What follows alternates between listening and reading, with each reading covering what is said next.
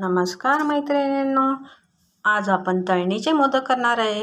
इकडे मीने ओला नारळ घेतलेला आहे, एक ओला नारळ घेतला आहे, त्याला खवून घेतलेला आहे आणि थोडं तूप घालून गूळ घालून आणि ड्रायफ्रूट्स, इलायची पावडर, सूंठ पावडर हे एकत्र करून घेतलेलं आहे आणि एका बाउलमध्ये काढलेलं आहे। इकडे आपण कणिक मळून घेतलेली आहे।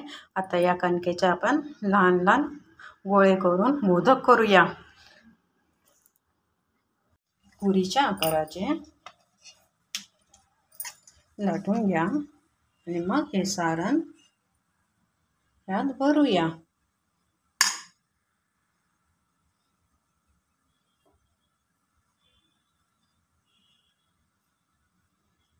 अशा प्रकारे ही एक पद्धत आहे। असे ओळून घेऊया। नवीन शिकणाऱ्यांसाठी ही पद्धत खूप सोपी आहे। असे एक एक करून इथे ठेवून देऊया। असे आणि तुम्हाला मी 2 करून दाखवते।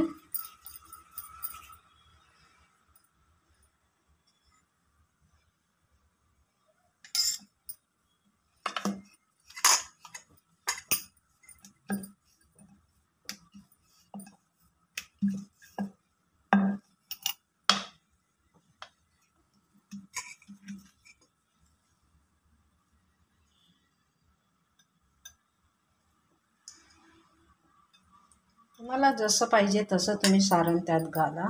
किती तुम्ही मोठेही करू शकता, लहानही करू शकता। अशा पद्धतीने एक मोदक करून घेऊया।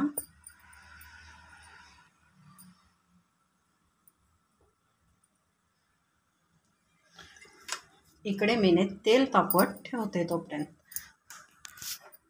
तेल तापत ठेवलेलं आहे। गॅस आपण स्लो करूया। तोपर्यंत आपण मोदक करून घेऊया आणि मग मोदक आपण तळूया।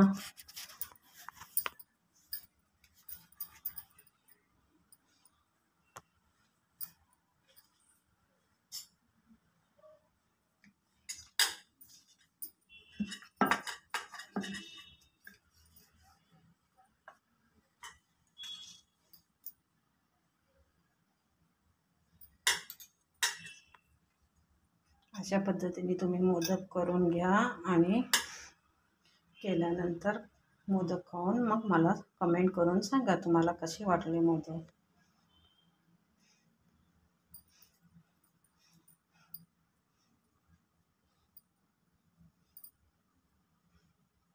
हे मी तळणीचे मोदक करत आहे। उकडीचे मोदक करतात त्याचा व्हिडिओ मी परत अपलोड केला की तुम्हाला हे करेन।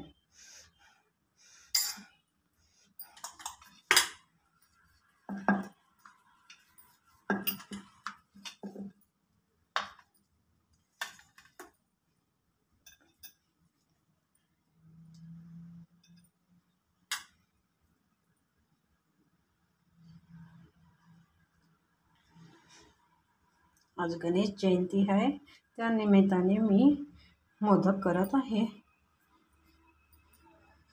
तर नवीन शिकणाऱ्या मुलांना पण मोदक कसे करायचे तर त्याचा व्हिडिओ त्यांना मिळेल आणि ते करतील।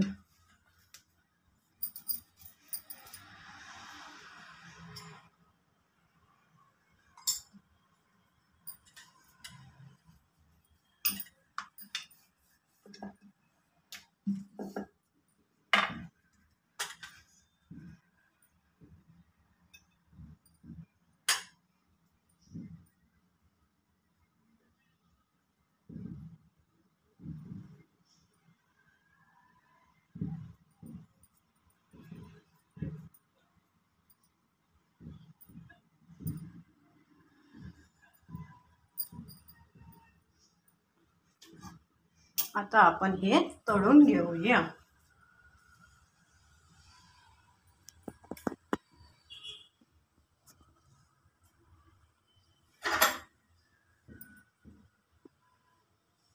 असे एक एक करून हळूच सोडूया.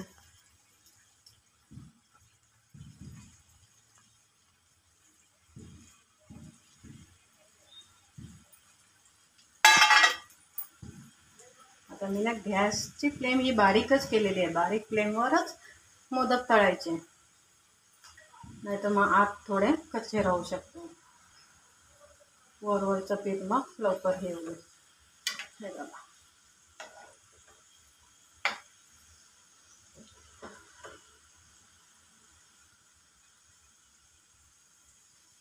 स्लो गॅसवर पहिला आपण हे करून घेऊया.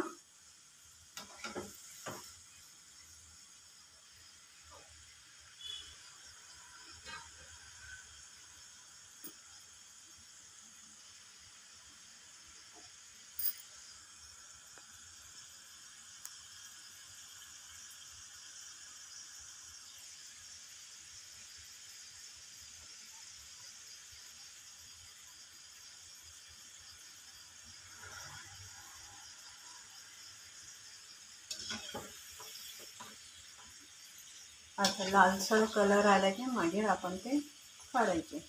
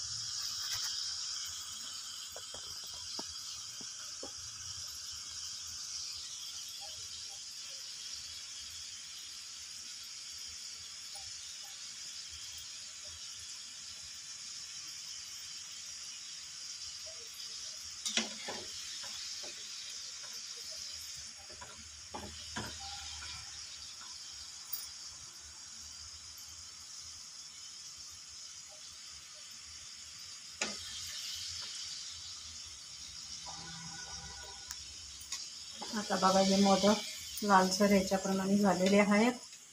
तर आपण या टिश्यू पेपरच्या प्लेटमध्ये काढून घेऊया.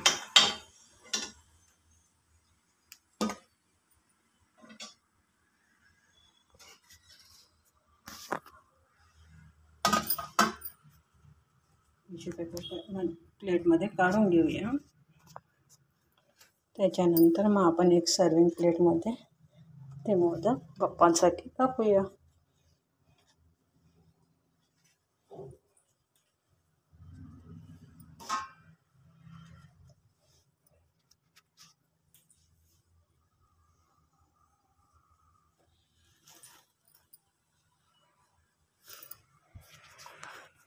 तर हे पहा, मी मोदक केलं. तुम्हाला कसे वाटले ते सांगा आणि खाऊन बघा आणि मला कमेंट करून सांगा तुम्हाला मोदक आवडले की.